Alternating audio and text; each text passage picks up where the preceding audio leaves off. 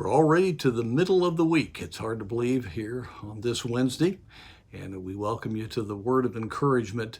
Today, I would like to look at 1 Timothy chapter 2. Just a couple of thoughts that I believe will just help us understand what we can do to encourage and be a blessing to others. We're to pray. 1 Timothy 2 talks about praying for all men and for those that are in authority, and that's very key at a time like this. And then it says in the concluding part of that section, verse 8, I will therefore that men pray everywhere, lifting up holy hands without wrath and doubting. How important it is that men come into the assembly of believers being able to raise holy hands figuratively to the Lord because they are men of prayer. They believe God.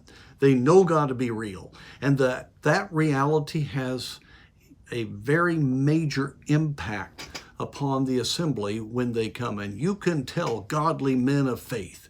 And it doesn't take much of being around one like that and to hear them speak to be encouraged. And that's one of the great privileges I had growing up. I was around men of faith that knew how to pray. And you get some men that have really prayed throughout the week, and they come into an assembly, it makes all the difference. And then you have one of the passages that follows right in this same context about women adorning themselves with modest apparel, with shamefacedness and sobriety. And it goes on to talk about the biblical role of a woman.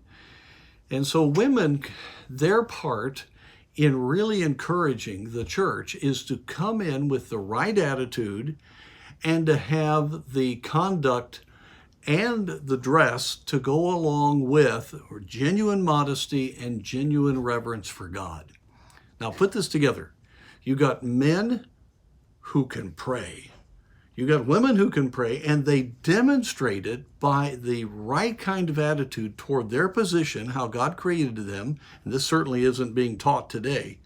And then they show it by the carefulness of their dress, shamefaced, a genuine full propriety in how they dress. And as they come in, they cause there to be a reverence for God rather than the wrong kind of thinking.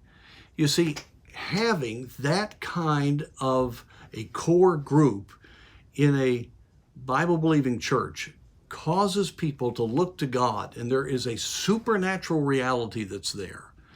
And so I trust that we will realize that every time we walk in the doors of our church, we need to be walking with God.